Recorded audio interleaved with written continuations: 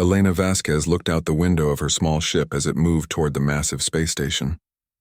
The station was bigger than any city on Earth.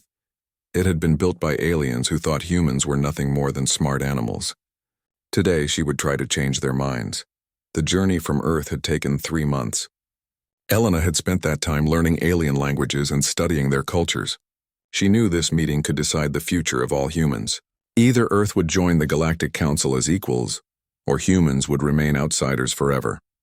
Her ship docked at the station with a soft bump. Elena took a deep breath and checked her uniform one last time.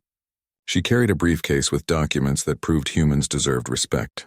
Inside were pictures of human art, music, and scientific discoveries. She also had videos showing human kindness and courage. 2 alien guards met her at the airlock. They were tall and thin with gray skin. They said nothing as they led her through long corridors.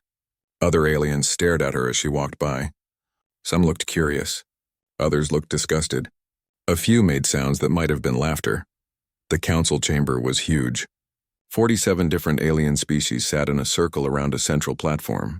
Elena had studied each species before coming here. The Zeltharians looked like giant insects with golden shells. They had ruled this part of space for thousands of years. The Vorthak looked like machines but were actually living creatures made of metal and crystal. They controlled most of the galaxy's technology. Elena walked to the center platform. Her heart was beating fast, but she kept her face calm. She had practiced this moment hundreds of times. "Honored council members," she began, speaking in the common galactic language. "I am Elena Vasquez, ambassador from Earth. I come seeking membership in your alliance."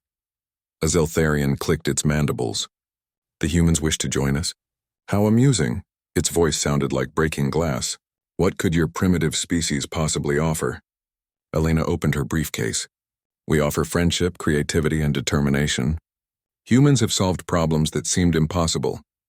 We have created beauty from nothing. We have shown courage in the face of danger." She activated a holographic projector. Images of Earth appeared above her head. Cities with lights that sparkled like stars, forests full of green trees, oceans that reflected the sky. Then came images of human achievements.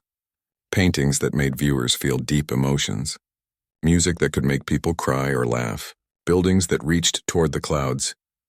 "Your species is violent," said a Vorthak council member. Its voice was like computer sounds. "We have watched your wars. You kill your own kind." "We have made mistakes," Elena admitted. "But we learn from them. We grow, we become better. That is what makes us human." A creature that looked like a giant flower spoke next. "You are too young as a space-traveling species. You discovered faster than light travel only 50 years ago. Most species need centuries to mature." "Age does not always mean wisdom," Elena replied. "Sometimes fresh eyes see solutions that old eyes miss." The Zeltharian leader stood up. It was bigger than the others, with scars on its golden shell. "You speak boldly for such a small creature. But words mean nothing. What proof do you have that humans deserve to sit among us?" Elena showed more images. Humans saving animals from extinction. Humans helping each other during natural disasters. Humans working together to solve problems like disease and hunger. She showed how humans had cleaned up their planet and learned to live in harmony with nature. "We offer partnership," Elena said. "Not as servants, but as equals. We want to trade knowledge and help each other grow." The council members talked among themselves in their own languages. Elena could not understand all of it, but she caught enough words to know they were not impressed. Many thought humans were too dangerous. Others thought humans were too weak to be useful. The Vorthak leader spoke again. "We offer you protectorate status. Earth will be under our protection. We will guide your development. In return, you will provide raw materials and soldiers for our conflicts." Elena felt her stomach drop. This was not what Earth wanted. "We seek equal partnership, not guidance. Humans govern themselves." "Impossible," the Zeltharian leader hissed. "Young species cannot be trusted with independence. You will accept protectorate status or receive nothing." "I cannot accept that offer," Elena said firmly. "The Council's own charter speaks of the right of all species to determine their own path. I have read your laws. What you propose violates them." The chamber fell silent. No one had expected a human to quote their own rules back at them. The Zeltharian leader's eyes glowed red with anger. "You dare lecture us about our own laws?" it screamed. "You who come from a world of savages? I come from a world of free beings, Elena answered, and I will not betray that freedom. Other council members began making angry sounds. They clicked, buzzed, and roared. Elena stood still in the center of the platform. She was alone, surrounded by angry aliens, but she did not show fear. This is what we expected from primitives, said the flower-like creature. No respect for authority, no understanding of proper order. I understand order, Elena said, but I also understand justice, and there is no justice in slavery disguised as protection. The Zeltharian leader raised its clawed hand. Enough. This human has shown criminal disrespect for this council. She refuses our generous offer and insults our authority. Such behavior cannot be allowed. Elena realized what was happening. They had never intended to treat humans as equals. This whole meeting was a show. They wanted to make an example of her. I invoke my right as a diplomatic representative, she said quickly. I have immunity under galactic law. Galactic law protects civilized beings, the Vorthak leader replied. Not animals who pretend to be people. Guards began moving toward the platform. Elena looked around the chamber one last time. She memorized the faces of the aliens who would judge her. She wanted to remember who had condemned humanity. You are charged with criminal insubordination, the Zeltharian leader announced. You have refused lawful authority and insulted this council. The penalty is death. Elena felt calm now. She had known this might happen. Earth had prepared her for this possibility. If you kill me, you will regret it, she said quietly. The aliens laughed. The sound echoed through the chamber like thunder. Your pathetic species cannot threaten us, the Zeltharian leader said. We command fleets that could destroy your world in hours. You don't understand humans, Elena replied. We remember those who wrong us, and we never forgive those who murder our ambassadors. The guards reached the platform. They grabbed Elena's arms with metal claws. She did not struggle. Her work here was done. She had learned what she came to learn. The Galactic Council was not interested in peace. They only understood force. As they dragged her away, Elena thought about Earth. Her homeworld was preparing for this moment. Humans had hoped for friendship, but they had planned for war. The council thought they were executing one woman. They had no idea they were declaring war on the most dangerous species in the galaxy. Elena smiled as the chamber doors closed behind her. The aliens thought they had won. They would learn how wrong they were. The execution chamber was filled with cameras. Representatives from all 47 species watched as Elena was brought in. She wore simple clothes now, not her diplomatic uniform. Her hands were chained, but her head was held high. The Zeltharian leader spoke to the cameras. Let this be a lesson to all primitive species. This is what happens when you refuse the wisdom of your betters. Elena was forced to kneel on a metal platform. Around her, holographic screens showed the execution being broadcast across the galaxy. Millions of beings would watch her die. The council wanted everyone to see what happened to those who challenged their authority. Any last words? The executioner asked. It was a machine operated by the Vorthak. Elena looked directly into the main camera. She knew her words would reach Earth. She thought about her home, her family, and all the humans who would hear this message. You have no idea what sleeping giant you've just awakened, she said clearly. Humanity remembers its martyrs. We remember those who stood for what was right.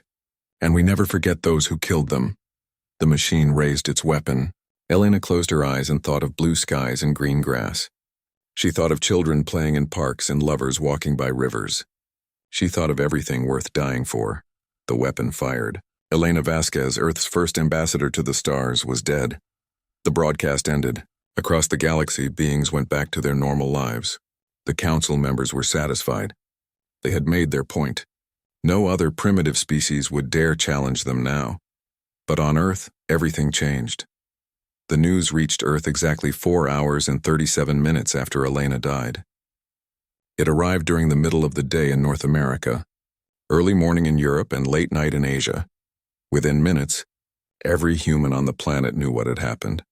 President Chen was in a meeting when her aide burst through the door. Madam President, Ambassador Vasquez is dead. They executed her. The room fell silent. Everyone knew what this meant. Elena had been Earth's hope for peace. With her death, war became inevitable. President Chen stood up slowly. Her face was pale but determined. Activate the Prometheus protocols. Send the signal to all world leaders. As of this moment, Earth is at war. Similar scenes played out in every capital on Earth. The Prime Minister of England cancelled all appointments. The leaders of Russia, China, India, and Brazil held emergency meetings. Even small nations that had never agreed on anything suddenly spoke with one voice. The United Nations building in New York had never seen anything like it. Representatives from every nation arrived within hours. They didn't argue about borders or trade deals or old grudges. They talked about only one thing: how to make the aliens pay. Secretary General Martinez called for order. Elena Vasquez died representing all of humanity. Her death is an attack on every human being. We will respond as one species with one purpose. The resolution passed unanimously. Every nation on Earth voted for war. It was the first time in human history that all countries agreed on anything. But the real change happened in the streets. Protests erupted in every major city, but these were not protests against war. They were rallies demanding revenge. Humans who had never met Elena felt her death personally. She had been their voice among the stars. The aliens had silenced that voice forever. In Tokyo, 1 million people gathered in silence holding pictures of Elena. In London, crowds sang old war songs with new words about fighting among the stars. In New York, people lit candles that could be seen from space. In Moscow, workers volunteered to build weapons for free. The aliens had made a crucial mistake. They thought Elena was just one human. They didn't understand that to humans, she represented all of them. Her death was not the execution of a diplomat. It was the murder of humanity's hope for peace. Within 6 hours of the broadcast, every major corporation on Earth had pledged resources to the war effort. Mining companies offered to extract materials from asteroids. Tech companies volunteered to design new weapons. Car factories prepared to build spaceships instead of vehicles. The Space Defense Force, which had been a small organization before Elena's mission, suddenly found itself flooded with volunteers. Young people lined up at recruitment centers. Old soldiers came out of retirement. Scientists left their labs to work on military projects. But the most important change happened in secret bunkers around the world. For 50 years, ever since humans first traveled to other stars, military planners had prepared for this day. They called them the Prometheus Protocols, plans for fighting enemies with better technology and larger fleets. The protocols were based on human history. Humans had always fought larger, stronger enemies. They had learned to win through cunning, determination, and refusal to give up. The protocols took those lessons and applied them to space warfare. General Harrison unlocked the secure files in NORAD. Gentlemen, we always knew this day might come. The aliens think they know how to fight. They're about to learn that humans don't fight fair. The plans were elegant in their simplicity. Earth would not try to match alien technology ship for ship. Instead, humans would fight like guerrillas in space. They would strike fast and disappear. They would use the aliens' own strengths against them. They would make the galaxy too dangerous for any alien ship to travel safely. In orbit around Earth, construction began immediately. Military shipyards that had been building slowly suddenly worked around the clock. Civilian ships were converted into warships. Space stations became weapons platforms. The asteroid belt became a fortress. But humans did more than just build weapons. They sent secret messages to every species in the galaxy. The messages were simple. The Galactic Council murdered our diplomat. They can murder yours too. Help us fight them or be their slaves forever. Most aliens ignored the messages, but some listened. Species that had been conquered by the Council remembered their own freedom. Rebels who had been hiding in the shadows began to hope again. Pirates and criminals saw opportunity in chaos. Elena's death had been meant to end human resistance before it began. Instead, it created something the galaxy had never seen, a species united in righteous anger. Every human man, woman, and child now had the same goal: make the aliens pay for what they had done. 3 days after Elena's execution, Earth broadcast its own message to the galaxy. President Chen spoke for all humanity. "You killed our ambassador because she refused to accept slavery," she said. "You thought her death would make us submit. You were wrong. Elena Vasquez died free, and we will honor her memory by staying free. From this day forward, any alien ship that enters human space will be destroyed. Any alien world that supports the Council will be attacked. Any alien leader who calls humans primitive will learn what primitive really means." The broadcast ended with pictures of Elena smiling, shaking hands with world leaders, and speaking to children about the stars. The final image showed her standing on the Council platform, facing death with courage. The aliens who watched the broadcast laughed. Humans had no real space fleet. They controlled only one star system.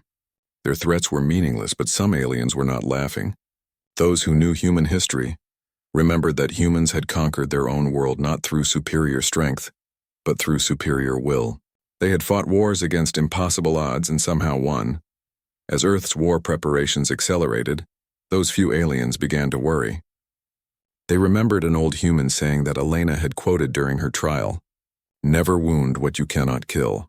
The Galactic Council had wounded humanity by killing Elena, but they had not killed the human spirit. And now they would learn what happened when humans decided to fight back. 3 months after Elena's execution, Trade Convoy 77 Alpha was traveling through what the Galactic Council considered safe space. The convoy consisted of 12 cargo ships carrying luxury goods from the Zeltharian homeworld to Vorthak colonies. 2 escort ships provided protection against pirates. Captain Zethka commanded the escort ship Thunder of Authority. He was a veteran Zeltharian warrior with over 200 years of experience. In all that time, he had never lost a convoy under his protection. Trade routes in Council space were perfectly safe. "Sir," his sensor operator called out, "I'm detecting some debris ahead. Looks like asteroid fragments." Zethka barely looked up from his reports. "Navigate around it. Maintain course and speed." The convoy continued through the asteroid field. The fragments were small and posed no threat to their shields. This was normal space, traveled by thousands of ships every year. Nothing dangerous had ever happened here. That's when the asteroids started moving. "Sir," the sensor operator's voice was panicked now. "The debris." "It's not debris. They're ships." Zethka rushed to the sensor station. What he saw made no sense. The asteroids were opening up, revealing hidden weapons and engines.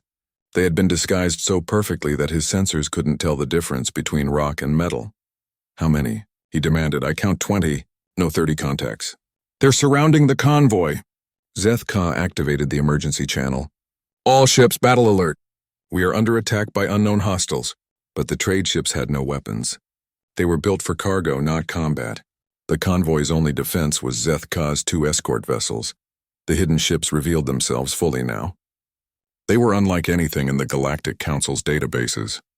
Each one looked different, as if built from scraps and spare parts. Some were old mining vessels converted for war. Others appeared to be civilian freighters with weapons welded to their hulls. "Sir, incoming transmission," the communications officer reported. "Put it through." A human face appeared on the screen. The alien was smaller than Zethka, with pale skin and dark hair. It wore no uniform that Zethka recognized. Behind it, other humans worked at control stations. "Council vessel," the human said in perfect galactic standard. "You are transporting goods stolen from conquered worlds. Surrender now and your crews will be spared." Zethka laughed. "Primitive human, you are outnumbered and outgunned. I have 12 ships under my protection." "You have 12 targets," the human replied calmly. "We are Captain Sarah Chen of the Earth Free Fleet. This is your only warning." The transmission ended. Zethka immediately opened fire on the nearest human ship. His plasma cannon should have destroyed it instantly. Instead, the shot seemed to bend around the target, deflected by some kind of energy field. "Impossible," Zethka roared. "Humans don't have shield technology." His weapons officer was checking his instruments frantically. "Sir, our targeting systems are being jammed. I can't lock onto anything." Around the convoy, the human ships began their attack. But they didn't fight like any enemy Zethka had ever faced. Instead of charging forward with guns blazing, they moved like dancers. They appeared from behind asteroids, fired a few shots, then disappeared again. "They're using the asteroid field as cover," his tactical officer reported. "Every time we target them, they hide behind rocks. Then target the rocks," Zethka ordered. His ships began firing at asteroids, trying to expose the hidden humans. But as soon as they destroyed one hiding place, the humans found another. They seemed to know exactly where every piece of space debris was located. The first trade ship exploded without warning. One moment it was trying to flee, the next it was an expanding ball of fire. The humans had somehow gotten close enough to plant explosives on its hull. "How did they get through our shields?" Zethka demanded. "I don't think they attacked from outside, sir," his science officer said quietly. "I think they were already inside the ship." Before Zethka could process this information, 2 more trade ships exploded. Then another. The humans weren't just attacking the convoy, they had infiltrated it before the battle even began. All remaining ships, emergency jump to hyperspace. Zethka commanded. But when the trade ships tried to activate their faster-than-light drives, nothing happened. "Sir, our jump drives are offline," came the panicked report from one captain. "Something is jamming our navigation systems." The human ships moved closer now, no longer hiding. They had the convoy exactly where they wanted it. Zethka realized with growing horror that this hadn't been a random attack. The humans had planned everything perfectly. His own ship shuddered as weapons fire struck the hull, but these weren't normal energy weapons. They seemed to eat through his shields like acid. His armor, which should have protected him from anything short of a direct hit from a battleship, was melting away. "What are they using?" he screamed at his weapons officer. "I don't know, sir. The energy readings are unlike anything in our databases." More trade ships died. The humans boarded each one before destroying it, taking crew members prisoner and stealing cargo. They worked with terrifying efficiency, as if they had practiced this attack 1,000 times. Zethka's second escort ship exploded. He was alone now, facing 30 human vessels with his single ship. He tried to ram the nearest enemy, hoping to take at least one of them with him. The human ship simply moved aside, letting him pass harmlessly between them. Then they opened fire from all directions at once. Zethka's ship died slowly. The humans seemed to be testing different weapons on different parts of his hull. His engines went first, then his weapons, then his life support. They were dissecting his ship piece by piece, learning how it worked. As his bridge filled with smoke and his crew collapsed around him, Zethka sent one final transmission back to Council space. "Council Command, this is Convoy 77 Alpha. We are under attack by human forces. They have new weapons, new tactics. They're not fighting like primitives anymore." The transmission cut off as his communication array exploded. Zethka died, still wondering how humans had learned to fight so well in just 3 months. The attack lasted exactly 17 minutes. When it was over, 12 Galactic Council ships were gone. No wreckage remained. The humans had either destroyed the debris or taken it with them. To any ship that passed through the area later, it would look like the convoy had simply vanished. Captain Sarah Chen stood on the bridge of her flagship, watching the last council ship burn. Around her, her crew worked to collect the spoils of their victory. Food, medical supplies, and technology flowed into their cargo holds. "Captain," her communications officer called out, "we're receiving surrender signals from the surviving crew members." "Take them prisoner," Sarah ordered. "Treat them well, but keep them secure. They'll be useful for intelligence." Her science officer approached with a tablet full of data. "Captain, we've analyzed their ship designs. These vessels are at least 50 years behind our current technology." Sarah nodded. The Galactic Council still thought humans were primitive. They had no idea that Earth's best scientists had been working day and night since Elena's death. In 3 months, human technology had advanced more than alien technology had in decades. "Sir," another officer reported, "long-range sensors show no other council ships in this sector." "We're clear for now." "Good," Sarah said. "Set course for Rally Point 7. It's time to plan our next attack." As the human ships disappeared into hyperspace, they left behind only empty space and a growing legend. Trade Convoy 77 Alpha had been completely destroyed by primitives who supposedly had no real space fleet. When the news reached Council Command, panic began to spread. If humans could make an entire convoy vanish without a trace, what else could they do? How many more asteroid fields were actually human ambush sites? The Council immediately increased security on all trade routes. They assigned more escort ships to every convoy. They installed better sensors and improved communication systems, but they still didn't understand what they were fighting. The humans who had destroyed Convoy 77 Alpha weren't regular military forces. They were volunteers, miners, engineers, and traders who had learned to fight for Elena's memory. The Council was preparing to fight a war. Humans were already fighting a revolution, and revolutions, as Elena had tried to tell them, could not be stopped by superior technology alone. In the months that followed, more convoys disappeared. Council ships found themselves fighting enemies who attacked from every direction and vanished before retaliation was possible. Space that had been safe for thousands of years became a hunting ground for human raiders. The sleeping giant was fully awake now. and it was hungry for revenge. Admiral Krexvar stood before the emergency session of the Galactic Council, his golden armor scarred from recent battles. As Supreme Military Commander, he had been tasked with ending the human problem once and for all.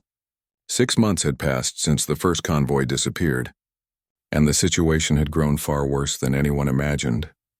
"Honored Council," he began, his voice echoing through the chamber. "The human threat has exceeded all projections. They have destroyed 47 convoys, captured 12 military outposts, and completely disrupted trade in the Outer Rim sectors." The council members shifted uncomfortably in their seats. These losses represented more than military defeats. They threatened the economic foundation of the galactic government. "How is this possible?" demanded the Vorthak representative. "Humans have one star system. We control thousands." "That is precisely the problem," Krexvar replied grimly. "They are not defending territory. They are attacking everything we value. Our ships, our trade routes, our mining operations. Nothing is safe from their raiders." A holographic display showed the latest intelligence reports. Human ships had been spotted in 17 different star systems in the past week alone. They struck without warning and vanished before reinforcements could arrive. "Their tactics are unlike anything we have faced," Krexvar continued. "They do not fight honorable battles. They hide in asteroid fields, disguise their ships as space debris, and attack civilians. They have no respect for the rules of civilized warfare." "Then we must teach them respect," hissed the Zeltharian Prime Minister. "Send a fleet to their home world. Destroy Earth and end this rebellion." Krexvar's expression darkened. "We tried that, Your Excellence. The Sol system is now a fortress beyond our ability to breach. Every asteroid has been weaponized. Every moon hosts defense platforms, and their home world itself." He paused, accessing another display. The hologram showed Earth surrounded by orbital shipyards and weapon platforms. Massive structures floated in space like mechanical moons. The planet that had once seemed helpless now bristled with defenses. "They have turned their entire solar system into a weapon," Krexvar said quietly. "Our first assault fleet was destroyed before it could reach the inner planets. The second fleet suffered 80% casualties and was forced to retreat. We cannot take Earth by direct assault. But the military losses were only part of the problem. Intelligence reports showed something far more disturbing. The humans were spreading their rebellion beyond their own species. They have made contact with resistance movements across the galaxy," Krexvar reported. "The Cathara rebels have allied with them. The Nexar freedom fighters are using human weapons. Even some of our own member species are questioning their loyalty to the Council." This was the Council's worst nightmare. For millennia, they had maintained order by keeping subject species divided and dependent. Humans were showing other races that resistance was possible. On the mining world of Kepler-7, human agents had smuggled weapons to enslaved workers. The rebellion lasted only 3 days, but it inspired similar uprisings on a dozen other worlds. Each revolt was crushed, but at enormous cost in ships and personnel. "The humans have developed something they call liberation technology," Krexvar explained. "Weapons that can be manufactured from common materials, communication devices that cannot be jammed, medical supplies that help refugees survive. They are teaching other species to fight back." The Vorthak representative interrupted with electronic static that indicated extreme anger. "This is impossible. We monitor all communications. We control all manufacturing. How are primitive rebels obtaining advanced technology?" "Because it is not our technology," Krexvar admitted reluctantly. "Human scientists have developed entirely new approaches to warfare. Their weapons work on principles we do not understand. Their ships use propulsion systems that violate known physics. They are not copying our technology, they are surpassing it."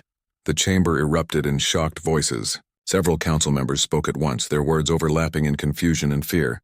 "Order!" shouted the Zeltharian leader. "How can primitives surpass the accumulated knowledge of 47 civilizations?" Krexvar pulled up another display, this one showing human research facilities hidden throughout the galaxy. "They are not primitives anymore, Your Excellence. Since their ambassador's death, they have advanced their science at an unprecedented rate.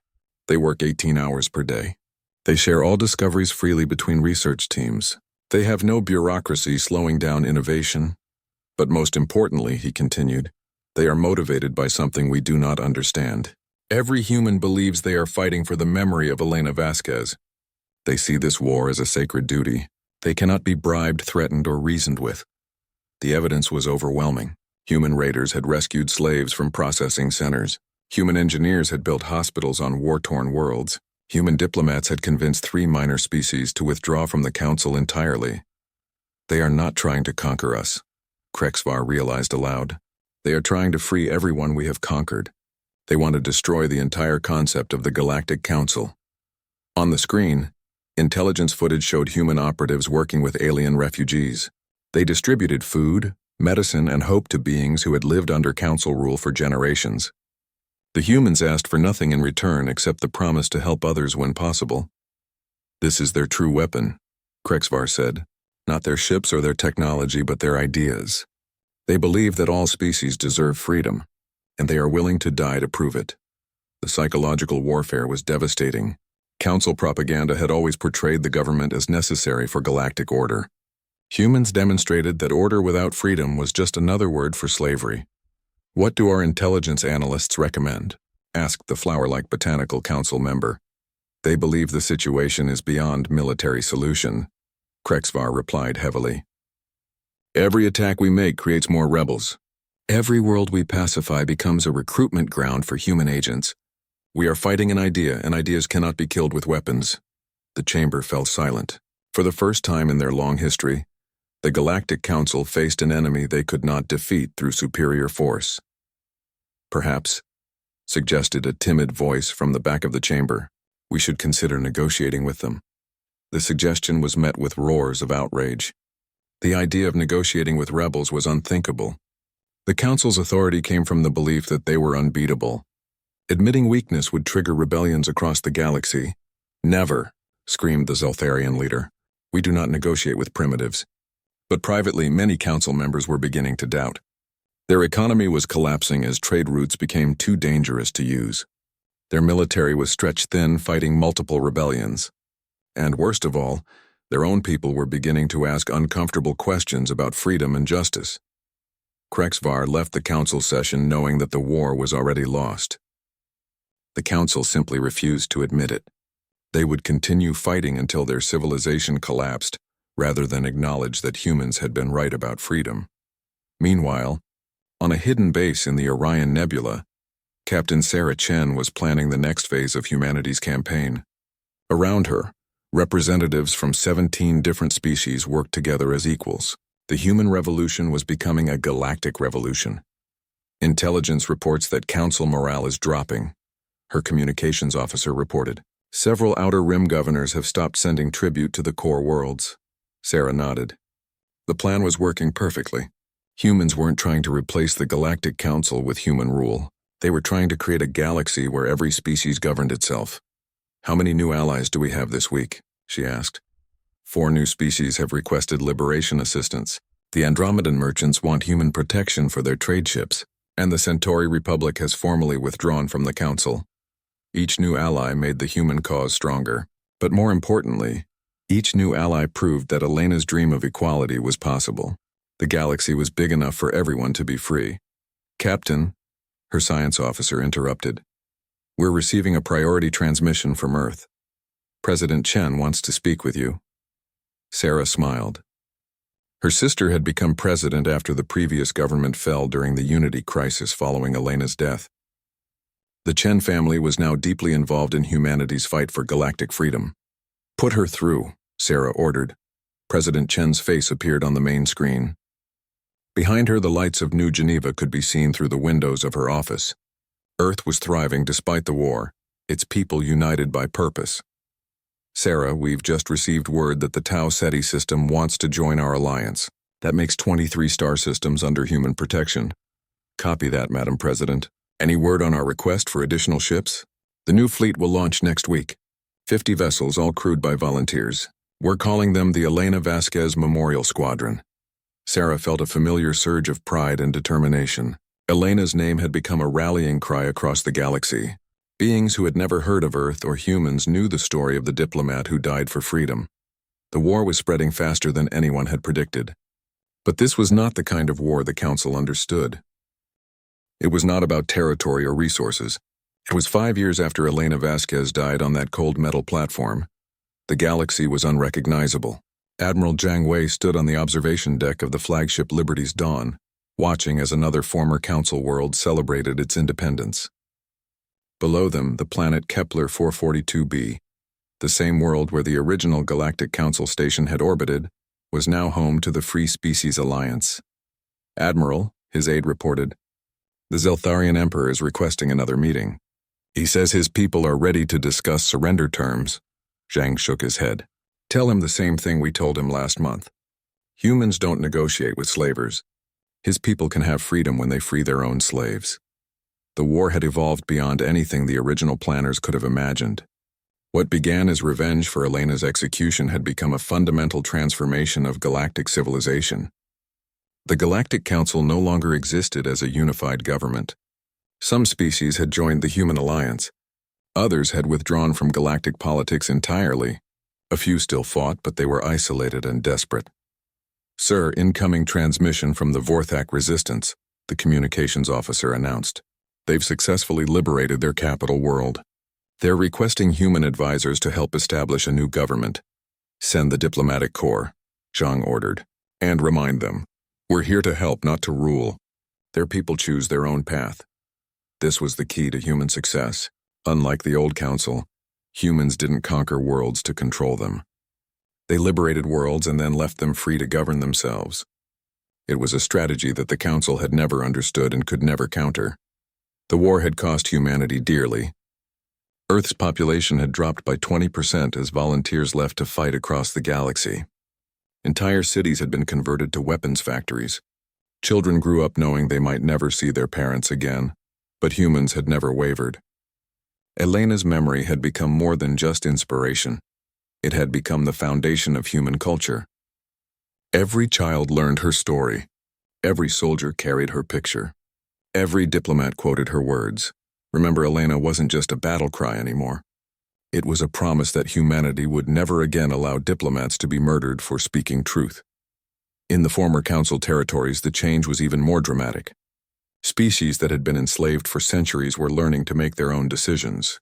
It was messy and often chaotic, but it was freedom. The Andromedan merchants had formed a trade confederation based on mutual benefit rather than exploitation. The Kithra had rebuilt their homeworld and were helping other species do the same. Even some former council species were embracing the new order. "Admiral," his intelligence officer reported, "we have confirmation that the last Zeltharian slave camp has been liberated. That makes all of them." Zhang nodded with satisfaction. The Zeltharians had been the most stubborn of the old council races. Their entire culture was based on dominating others, but even they were beginning to understand that the old ways were finished. "What's the status of the search for council war criminals?" he asked. "We've located most of the former council leadership. Some are in hiding on neutral worlds. Others have been captured by their own people. The Vorthak Resistance is holding trials for their former oppressors. Justice was being served, but it was justice administered by the species themselves, not imposed by human authority." That had been Elena's vision, a galaxy where every species had the right to determine its own fate. Zhang walked to his personal quarters and activated his private communication system. The face that appeared on the screen was older now, lined with years of worry and determination. President Chen looked every day of the 5 years she had led humanity through its greatest war. "Admiral, good to see you. How are things in the Perseus Arm?" "The last resistance cells are surrendering, Madam President. The war in this sector is essentially over." President Chen smiled for the first time in months. "That's wonderful news. But I need to ask you about something else. The Council of Free Species wants to establish a permanent peacekeeping force. They're asking humans to lead it." Zhang was quiet for a moment. This was the question humans had been dreading. After 5 years of war, many species looked to humanity as natural leaders. But accepting that role would make humans the new council, just with different faces. "What's Earth's official position?" he asked. "The same as always. We fight for freedom, not for empire. If the free species want peacekeepers, they can organize them themselves. We'll help, but we won't lead." This decision had cost humans politically. Many alien species didn't understand why humans refused positions of power. Some even resented it, thinking humans considered themselves too good to govern others. But Elena's legacy was clear. True freedom meant the right to succeed or fail on your own terms. Humans could offer advice and assistance, but they could not make decisions for other species. There's something else, President Chen continued. The Memorial Committee wants to know if you'll speak at this year's Elena Day celebration. Zhang nodded. Elena Day had become the most important holiday in human space. Every year on the anniversary of her death, humans across the galaxy gathered to remember her sacrifice and renew their commitment to freedom. I'll be honored to speak, he said. What's the theme this year? The future of freedom. The committee wants to focus on what comes after the war. That was the hardest question facing humanity. The war had given humans purpose and unity. Without a common enemy, would they fragment back into the competing nations and factions they had been before Elena's death? Has there been any progress on the Constitutional Convention? Zhang asked, slow but steady. The delegates are still arguing about human representation in a free galaxy. Some want Earth to withdraw from galactic politics entirely. Others think we have a responsibility to help maintain the peace we fought to create. These debates raged in every human settlement. War had been simple: fight the council and free the slaves. Peace was complicated. How should humans relate to the species they had liberated? What role should Earth play in galactic governance? The conversation was interrupted by an urgent alert. Admiral, we have an emergency transmission from the Outer Rim. It's Captain Rodriguez of the scout ship Determination. The screen switched to show a young human woman in a damaged uniform. Behind her, smoke filled the bridge of her ship. Admiral Zhang, we've encountered something unprecedented. There's a new alien fleet approaching from outside the galaxy. They claim to represent something called the hegemony of superior races. They say they've come to restore order after humanity's rebellion destroyed galactic civilization. Zhang felt his blood run cold. Just when the war seemed to be ending, a new threat had emerged. These aliens had been watching from outside the galaxy, waiting to see who would win before making their move. How many ships, Captain? At least 3,000, sir. Maybe more. They have technology we've never seen before. And Admiral, they've heard about Elena Vasquez. They say they're here to prevent other primitive species from getting dangerous ideas about freedom. The cycle was beginning again. A powerful alien civilization had decided that humans were too dangerous to exist. They would try to restore the old order of strong species ruling weak ones. But they had made the same mistake as the original Galactic Council. They thought Elena's death had been a tragedy that weakened humanity.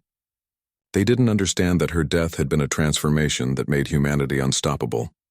Captain Rodriguez, relay this message to all human ships in your sector, Zhang ordered. Tell them the Elena Vasquez Memorial Squadron is being activated. Tell them we have new enemies who think freedom is too dangerous for the galaxy. Yes, sir. But Admiral, there are so many of them. Zhang smiled grimly. Captain, 5 years ago we were one species fighting 47. Now we're 47 species fighting whoever wants to bring back slavery, and we have something they'll never understand. What's that, sir? We remember Elena, and we know that some things are worth dying for. As the alert spread across human space, volunteers began gathering once again. Old soldiers came out of retirement. Young people enlisted for their first tours of duty. Civilian ships converted to military use, but this time humans were not alone. The Andromedan fleet moved to support human positions. Kaithra warriors sharpened their weapons. Even former council species prepared to fight alongside their former enemies. The galaxy had learned Elena's lesson. Freedom was not something you achieved once and kept forever. It was something you fought for every day, against every enemy who thought they had the right to rule others. On Earth, President Chen addressed the world one more time. Behind her, a statue of Elena Vasquez looked out toward the stars. Citizens of Earth, beings of the free galaxy, she began. We face a new threat from those who would make us slaves. They think our diversity makes us weak. They think our freedom makes us vulnerable. She paused, looking directly into the camera. They're about to learn what the Galactic Council learned 5 years ago. Humans don't fight for territory or resources or glory. We fight for the right to be free. And we will never stop fighting for that right, no matter how many enemies think they can take it from us.